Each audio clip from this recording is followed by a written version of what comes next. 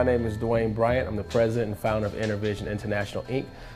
Some people call me a motivational speaker, but I spend a lot of time talking to young people. On August 31st, I had a speaking engagement in Battle Creek, Michigan, talking to all of the teachers before the beginning of the school year. Aaron Weller. I've been a trooper now for about going on 8 years, 8.5. Started my day like any other day usually. Came on duty. Just 10:43.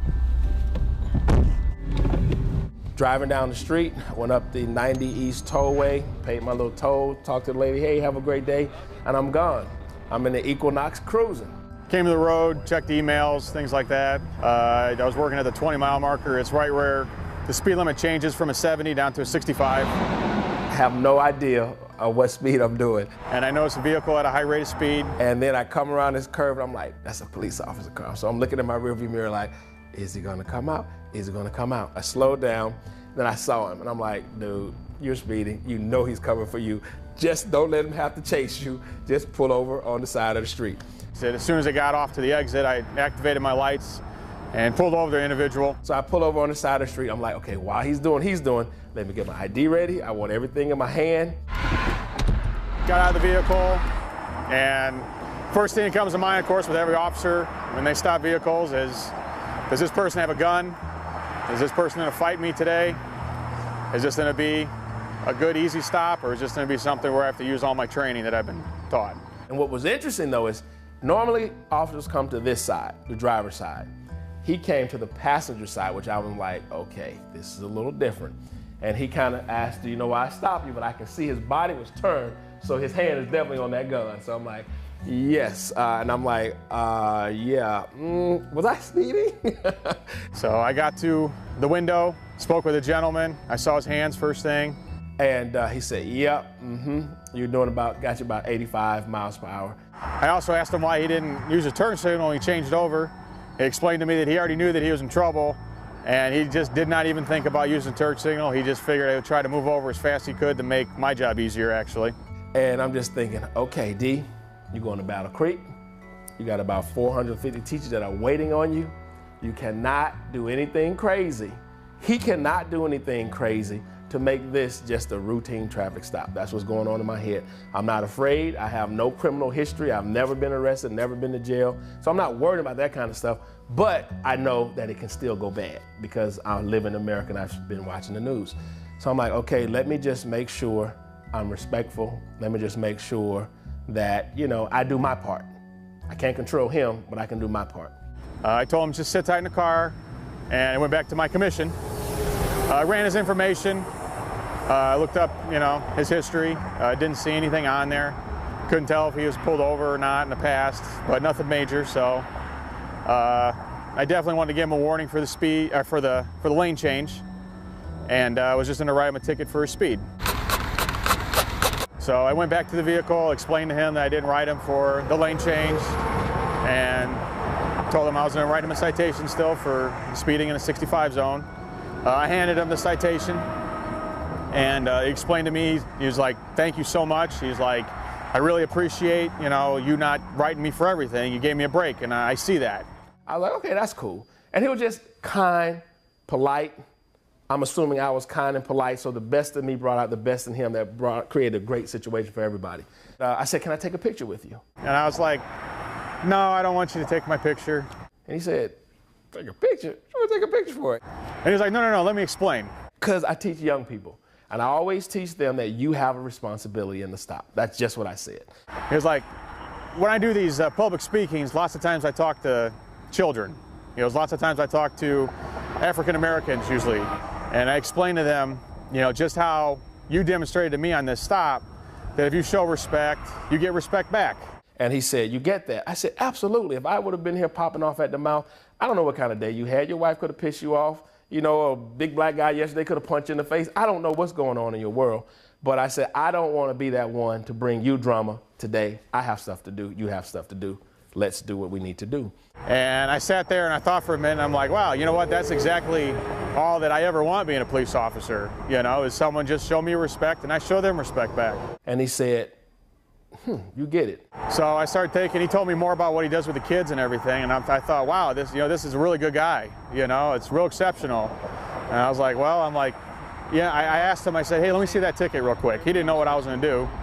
And he took the ticket and just ripped it up. First, it was like, I didn't know what to think. It's like, are you ripping it up because it's gonna escalate? He got a little scared for a minute. He didn't know what was going on. I told him, just sit tight for a second. Again, I don't know which way this thing is going. I just know I have a role to play in the stop. And so he rips the ticket up and he said, you know what? You're a good guy. I'm not gonna give you a ticket. You saw his eyes got kind of watery and he's like, oh my God, you gave me a warning. Literally moved. And I'm like, so a tear comes in the eye and I'm like, this is amazing. And he was just so grateful. And then it hit me. I gotta talk to my kids. I gotta tell my kids about this. And he's like, do you care if I share the story with my kids? And I was like, you can do that. Then I took a picture of me like. He was like, all right. He's like, well, I got a lot of followers, so I'm gonna go on the internet and I'm gonna try to do something. And then I just posted it. And I was like, okay, well, you do what you have to do, sir. You drive safe. No, so when he left, I kind of took a picture of the car. I saw him out the window taking pictures of me. And when I posted, I just wanted to be completely pure and honest in my communication. I've done in the past where, I've written tickets and, give people, breaks and give them a little, it's like, okay. But I mean, this one, it was just, he said everything like just right. And I mean, he said everything as far as like, it seems like he's not for himself. He's for kids. He's trying to help people. And I mean, that's what I do. And I mean, I felt that in him, and me and him kind of almost had like a connection there. And it was like, hey, we're on the same team. Yeah, I just believe that 95, 97% of officers are good, decent people. That's just what I believe. If it's wrong, then I'm wrong. And I said, but I believe for those groups, if you treat them with respect, you're respectful, they'll see it, they'll respond to it, and then I believe the situation can be neutralized. I've never actually changed a ticket to a warning prior to today like that. Never have. I've never ripped up a ticket. This one, I ripped it up and I said, I know this is the perfect decision and the right decision, so I'm fine with whatever happens. And when I got to Battle Creek, the first thing I did is said, hey, Battle Creek, I'm so excited to be here. Let me tell you why. Because I knew it could have gone either way. If it's possible that you can change a situation based on your attitude, then let's just focus on what's possible. Because at the end of the day, you want to go home, you want to have a life, you want to have a future, and you want to do great things on the planet. I remember telling my wife about the stop. And I told her later on that night when I saw her when I got home from work. And she was like, what's this guy's name? And I was like, I don't know, he's a speaker. So after the presentation, I'm on 12. Knocked it out. The teachers are excited, they're motivated, they're pumped up. And normally I might get, 100, 150 likes or whatever. And I remember she like sent the link over on my phone. And I remember reading it and I was like, hey, that's good. He's actually, he's actually putting a good word out. It's like something good you read about cops in the news. That's the first time I've ever read something really good. The week before going to Battle Creek, I had 550 friends on Facebook. The week after, I've had over 7,500 requests for friends on Facebook. And I remember my wife, more than anything, she kept saying, oh, is this gonna get big? Just wait, this is gonna get big. And I remember saying, no, it's not. The week before, I get an average of about 2,500 hits on my website. Through September the 7th, I've had 143,000 hits. I thought, it's not negative, so no one's really gonna care about it. So I knew something, okay, this thing is picking up or people are sharing. But surprisingly, I kept noticing more and more people start commenting on it. I got a call from Tampa Bay Police Department. No, I'm sorry, Tampa Bay News. They're like, hey, we just picked up your post. I'm like, you in Tampa Bay, what are you talking about? And she said the police department posted it on their website. So I remember the next day, I called up my sergeant and I was like, hey, Sarge, I was like, just want to let you know, this happened, this happened, this happened. And I guess it's on the internet now and supposedly it's going viral. This should not be a story, it's just a routine traffic stop. But because of the climate of what's going on in the nation, God is going to use you, so you just need to be ready. So I talked to her, I did the interview, then CBS called, then NBC called. I'm like, wow. My wife said that he had an interview and it was on YouTube. And once I saw it on YouTube, I thought, oh great. Am I gonna get in trouble for ripping up this ticket? First thing I thought of. And my wife, she even told me, she's like, are you gonna get in trouble for that? And my story is the same. I believe you have a responsibility when you're interacting with the police officer. 2 days later, I got a phone call from Indianapolis and It was pretty much, they said that they saw the line, they saw it on the internet, and they wanted to set up interviews, and they wanted to jump on it and start the ball rolling, because it was good publicity, and it's something that the state needs and the police need as in the country right now. It was overwhelming. Facebook cannot accept another friend because there's too many requests. People are inboxing me.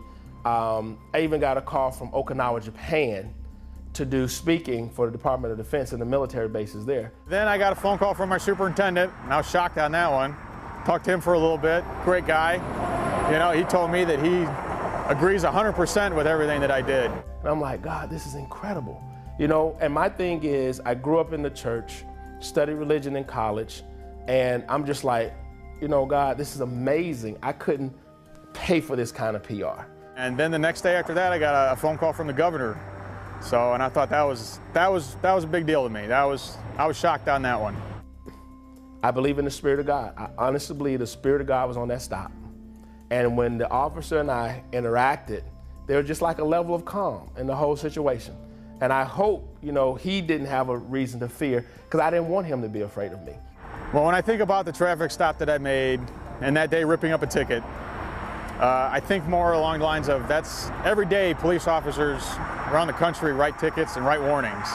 And this is how a normal, good traffic stop should go. What was interesting, though, is after that situation, the news camera came, we went back out to the spot, and when he and I talked, it was my first time ever seeing the other side of the story. And I think if police officers can see the other side of the story, if we as community can see the other side of the story, we can make it all better. When he said, every stop I make, it could be my last day living, I'm like, what? If every traffic stop went like that, my wife and my kid would never have to worry about me coming home. He said, I just want to go home to my wife and to my child. I'm like, and I just wanted to go speak to my students and get back to my students.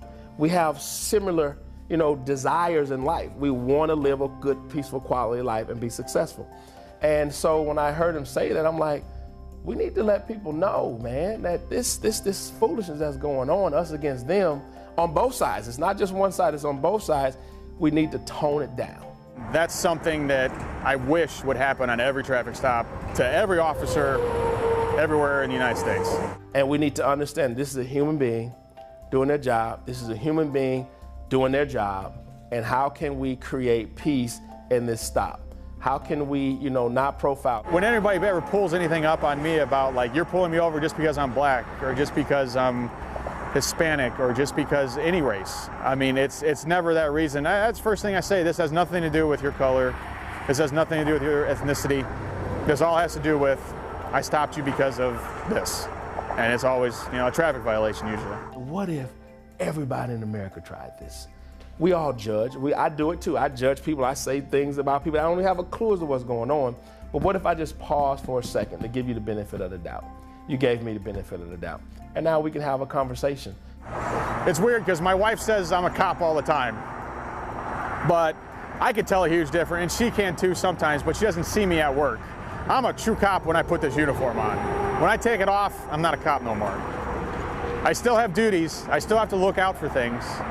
But that thought in my head and how I am is not how I am exactly on the road. I don't know what will happen beyond this point. It may just be a 7-day news media blitz and it may be over, who knows.